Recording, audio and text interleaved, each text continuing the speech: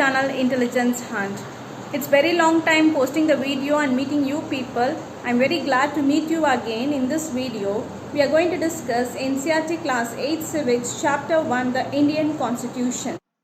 In this video, we are going to discuss NCERT Class 8 Civics Lesson 1, the Indian Constitution.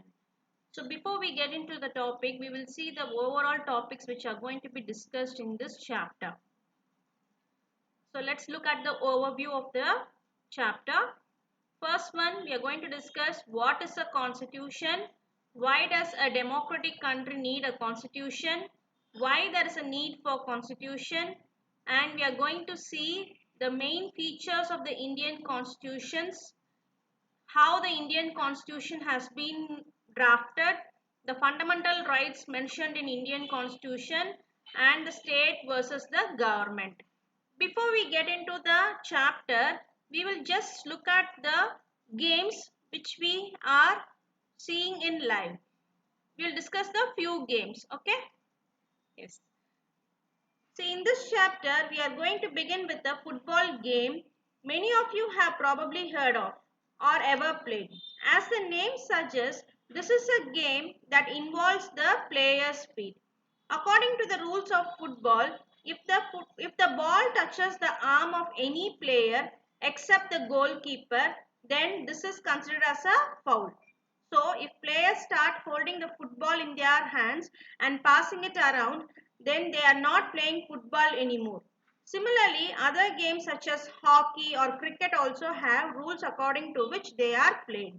Each of these rules helps define the game and helps us to distinguish from one game with another, as these are the fundamentals to the game. So the rules and regulations are the main fundamentals for a game. We can also call them the constitutive rules of the game. Like these games, the society has also a constitutive rule that make it what it is and differentiate it from other kinds of societies. In large societies in which different communities of people live together, these rules are formulated through a word called consensus. So the meaning of consensus is nothing but a general agreement. A general agreement between the people and the government. And in modern countries, this consensus, that is the general agreement, is usually available in a written form. It is available in a written form. So now let's look what is a constitution. As I told earlier, with the rules and regulations of the games, if these rules and regulations are in a written format, only then it will be useful for the people to see it and learn the rules and regulations and follow it. So if it is a oral one, it is not easy for them to follow. So it must be a written document. So now let's see what is the constitution. So constitution is nothing but it is a written document. It is a set of rules and regulations which is being framed up to govern a country. So the rules are formed in the country. So what will happen? The constitution is being framed up and it is having the rules and regulations which are being framed up. Okay. In modern nations, it is available in a written form which is known as a constitution. So today, most of the countries in the world have a constitution, while all democratic countries are likely to have a constitution. So it is not necessary that all the countries that have a constitution are democratic. Okay. So what happens is, as a constitution is being framed up, it is being set up or drafted basis on the nature of the society. So on the basis of the nature of the society only, what happens? A constitution has to be drafted. The same set of constitution of India cannot be applied to the American government, right? So it has a different set of constitutional laws. So that is why what happens? Constitution has been drafted depending upon the nature of the society. So the next topic is why does a democratic country need a constitution? So what is the necessity for a democratic country to have a constitution? So let's see, before we get into democratic country, we will see the meaning of democracy. So democracy is nothing but it is a power which is vested with the people in order to choose their leaders. So in order to choose their leaders, we are having this democratic form of government. So to have an exact meaning of democracy, it is a system of government by the whole population or all the eligible members of a state, typically through elected representative. So what happens? They are the elected representative. We choose the leader. Here, in the democratic form of government, the people have the authority to choose their governing legislation.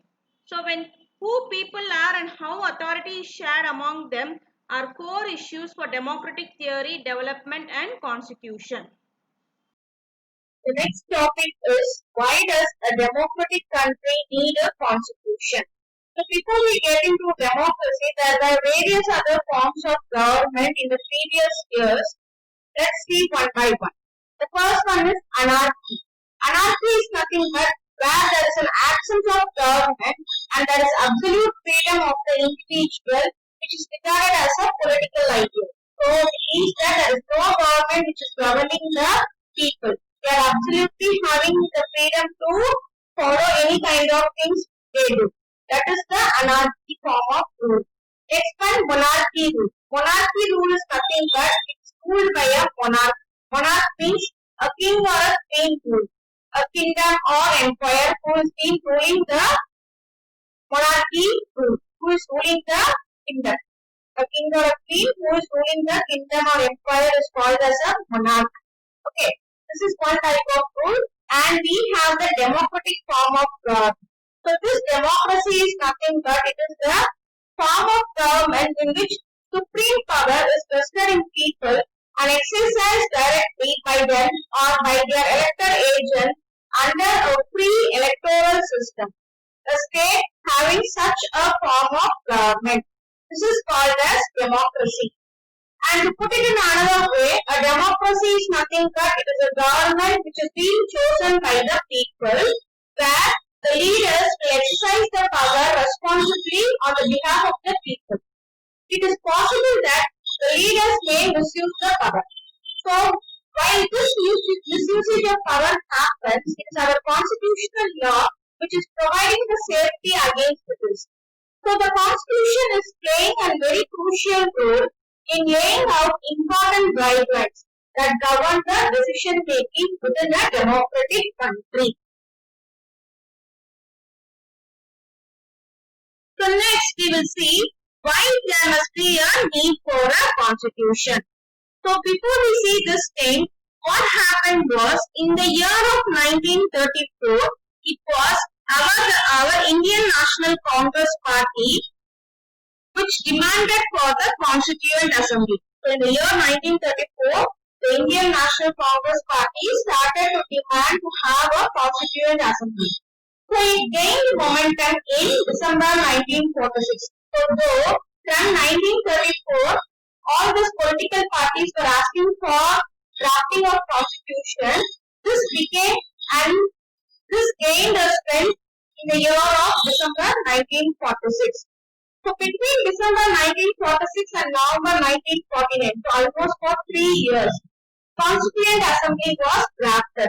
So altogether, 300 people were sitting together, and for 3 years they were working hard to draft the Constituent Assembly.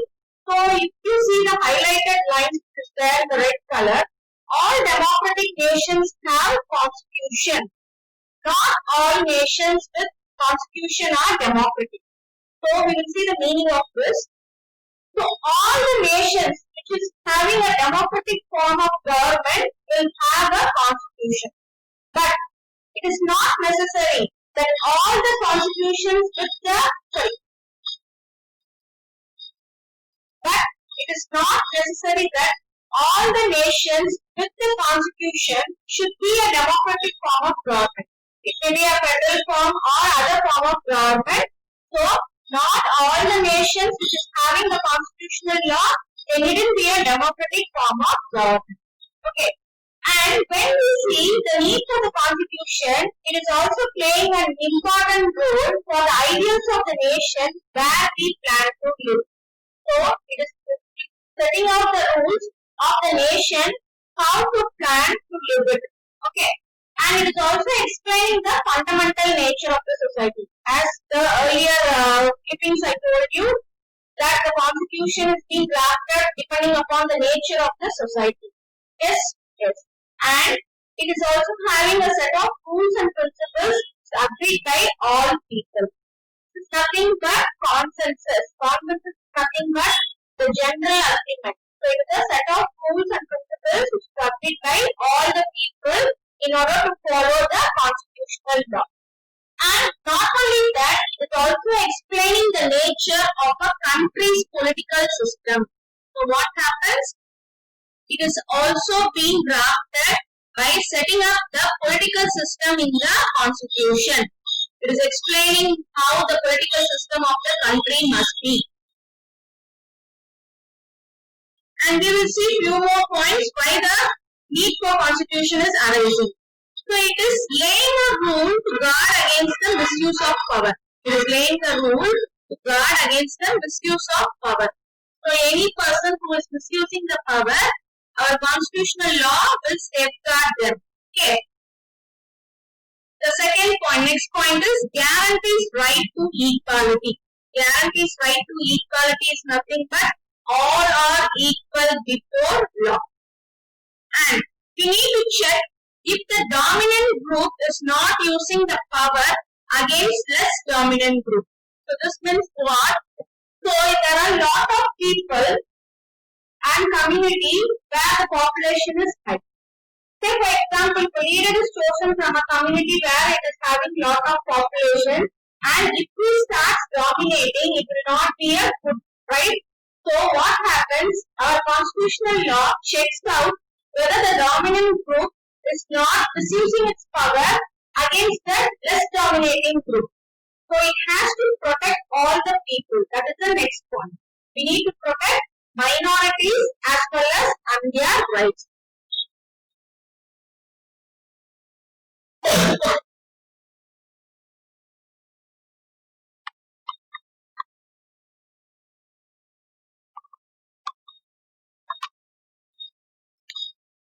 So when I tell it's protecting the minorities and their rights, it is checking whether one community is dominating another community. So this is called as inter-community domination.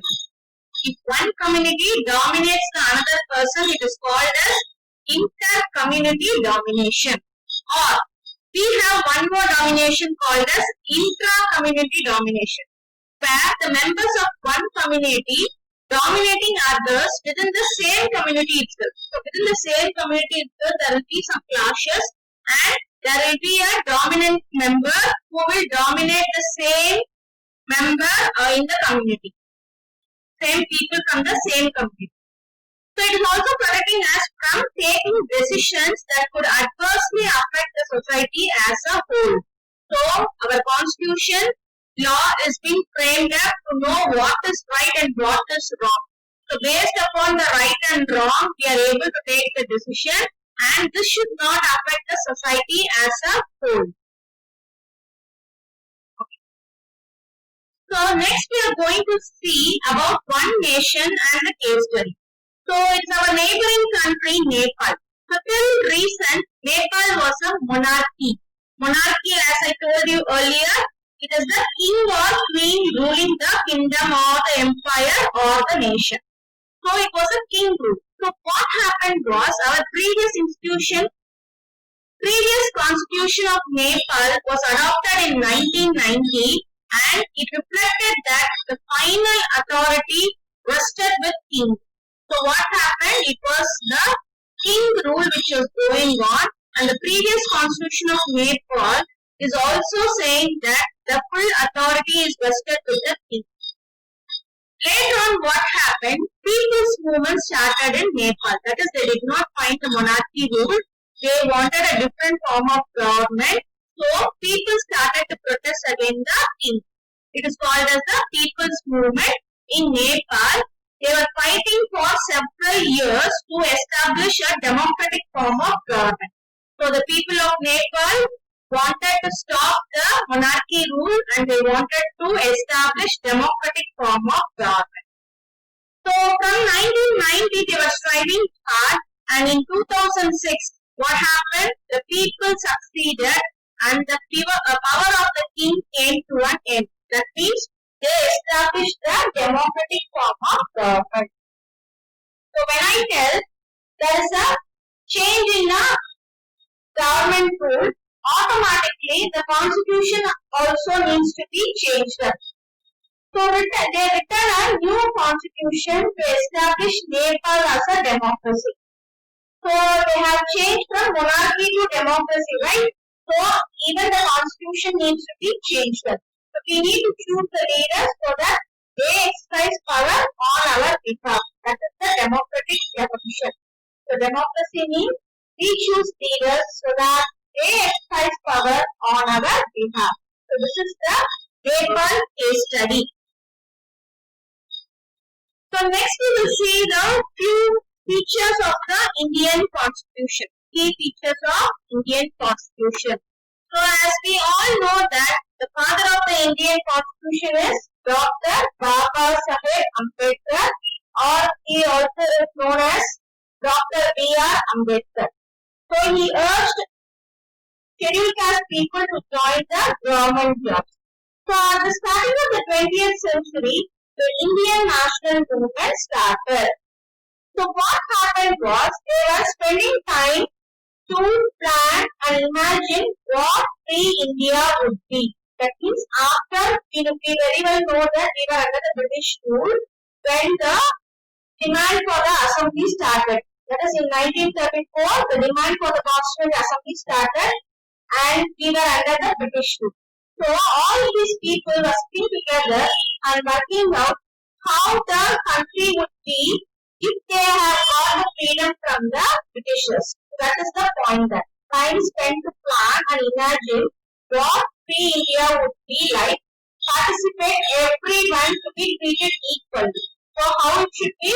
Everyone should be treated equally and allowed to in governance. So everyone has to be actively participating in the government and choosing their leaders. Equal importance must be given. So how many people drafted? It was 300 people who drafted the constitution. It is 300 people who drafted the Indian Constitution over a period of 3 years. So as we all know that India is a vast country, right? It has a diverse culture, community, language and religion. So while the Indian Constitution needs to be drafted, they want to bring together all the communities, languages, different religions and cultures equally under the constitutional law. So when this drafting of Indian Constitution was going on, and already we were striving hard to get freedom from the British people. So at the same time, what happened? We well know that Pakistan got separated from India, right? So it was accompanied by partition of India. So when this partition of Pakistan took place from India, the economic state of the people was very poor. The socio-economic state of the people was totally very poor, and there were a lot of bush problems which was happening here inside the India. Like internal mutiny was going on. And our Indian Constitution is a document which reflects the respect for maintaining diversity while preserving national unity. So to put it in a simple quote, unity in diversity. So it is maintaining unity in diversity not only throughout the nation and also with the constitution also. So it is reflecting the respect for unity in diversity. So next we will see the features of Indian Constitution. So the first one is federalism. So federalism is nothing but where it is having more than one level of government, the local, state and center. While each state enjoys autonomy in terms of powers, subjects of national concern require that all states follow central government laws. So I'll explain this point.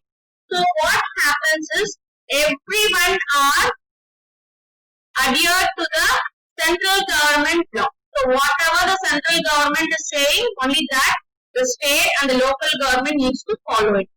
So though we are under the follow-up of the central government, the state government are being given some autonomical powers in order to decide or to take decision on their own, and they have given freedom for them.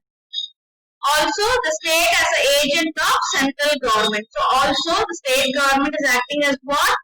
Agent of a central government. So it is an intermediate between the people and the central government. So when I tell local government, it is the third tier of the government, which is called as the Panchayati Raj. So Panchayati Raj is the third tier of the government.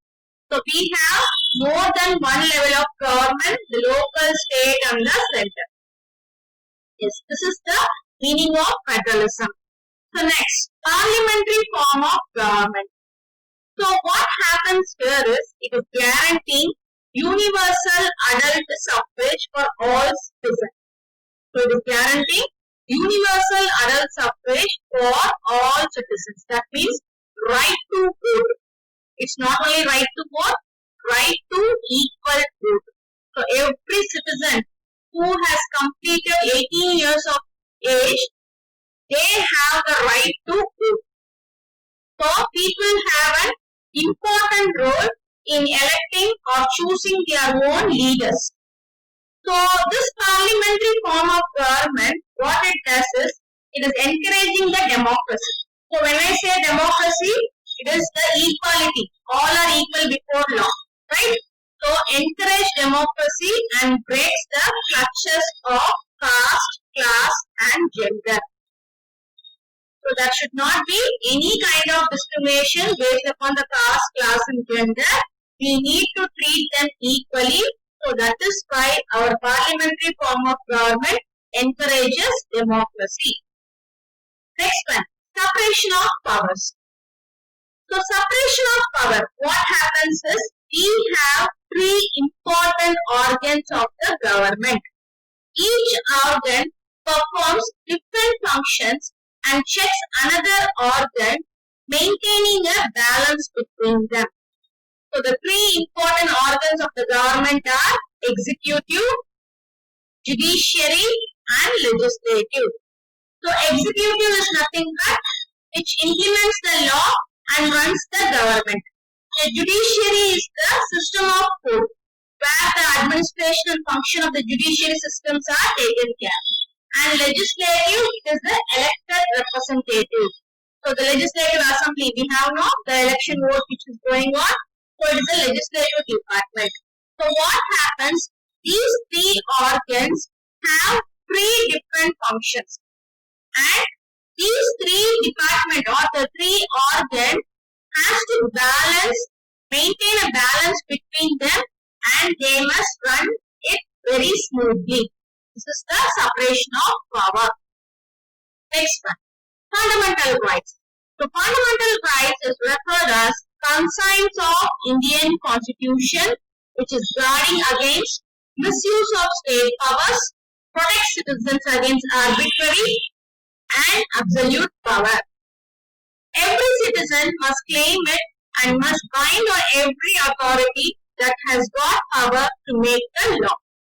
So fundamental right is nothing but it is a conscience of the Indian Constitution, where it is guarding against any misuse of power, and it is also protecting against the arbitrary. Arbitrary is nothing but any violation of law happens, a specific punishment will be given. So every citizen has the right to claim it and must bind on every authority that has got power to make law. They also have the power to make law. So in the fundamental rights, there are various rights which is being mentioned up. We will see one by one. The fundamental rights in the Indian Constitution. The first right is right to equality. All persons are equal before the law. So all are equal before the law. This means that what? All persons shall be equally protected by the laws of the country. It also states that no citizen can be discriminated against on the basis of their religion, caste, or sex. So this is the right to equality. Every person has access to all public places including playgrounds, hotels, shops, etc. That means what? Everyone are free to move from one place to another and they can access all the public places. No one are restricted, right? And the state cannot discriminate against anyone in matters of employment. That is, for the employment purpose, you are moving from one state to another. That particular state government cannot discriminate you in the matters of employment. But there are certain exceptions to this available. Then the last one. The practice of untouchability has also been abolished. So as the right to equality is the basic fundamental right of the citizen, we abolished the untouchability. So as we know, untouchability is a sin, untouchability is a crime. Next one, right to freedom. So the first one is right to freedom of speech and expression. So that means we are free to talk what we want and we can express our opinion. So that is the first point. Second point, right to form associations. So we have a lot of clubs being formed and associations formed, right? So every person has the right to form their own association. Then the right to move freely and reside in any part of the country. So within the Indian country, we are having the right to move freely and stay back there. Next one, right to practice any profession, occupation or business. So we are having a right to practice whatever profession, occupation, business we want, we can follow it.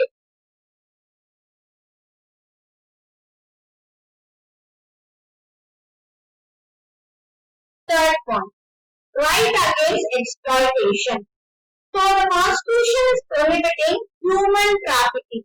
So human trafficking is nothing but illegal transportation of people from one area or country to another country or area. That is called as human trafficking. So right against exploitation under the fundamental right, what it does is it is prohibiting human trafficking, forced labor and employment of children under 14 years of age. So no laborers can be forced to do the work and those children who are below 14 years of age, they must not be employed. So these three things are being taken care under the right against exploitation. Fourth point, right to freedom of religion. So the religious freedom is provided to all the citizens. Every person has the right to practice, profess and propagate the religion of their choice. That means I can choose whatever religion I want, I can follow it, practice it and propagate the religion of our own choice. So no one can restrict you from changing to another religion. Fifth one, cultural and educational rights. So the Constitution states that all minorities, religious or linguistic can set up their own educational institutions in order to preserve and develop their own culture. So that means every education institution can follow their own culture and they can develop it to preserve for the future. So they can have the educational institution to preserve their culture and develop their own culture. That is being mentioned in cultural and educational rights. Next, right to constitutional remedy. So we will see what is this. This allows the citizen to move from one court to right to constitutional remedy. This allows citizens to move to the court if they believe that any of their fundamental rights have been violated by the state. That means what? Being an individual person, if my basic fundamental right is being violated, I can go and approach the judiciary court in order to claim my basic fundamental right. So this is what is mentioned in constitutional remedy. What happens is individual person has the right to approach the court if the basic fundamental right of his or hers gets violated by the state. So these are the 6 fundamental rights which are being mentioned in fundamental rights of our Indian Constitution. So we are going to see the key features of the Indian Constitution of the 5th point. Directive principles of state policy. This section was designed to ensure greater social and economic reform. So in order to take care of the welfare of the people and the social development of the people, this directive principles of state policy has been formed. It is being mentioned in the part 4 of the constitutional law, where it is acting as a guideline for the people. Then the last point for the key features of Indian Constitution. It is secularism. So secularism is nothing but where it does not officially promote any one religion. That means everyone are treated equally. We need not support only one religion in the nation. So it does not promote any one religion. So India is a secular country where it does not promote any one religion.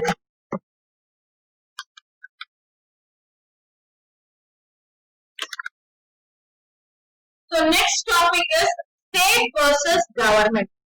So what happens is the government, it administers and enforces the laws and can change with the elections.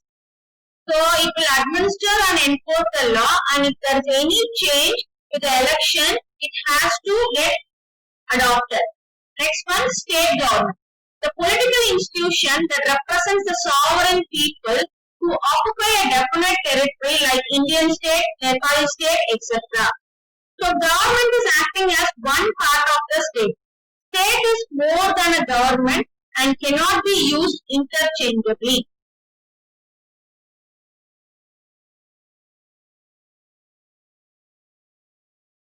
So thank you so much for watching my video.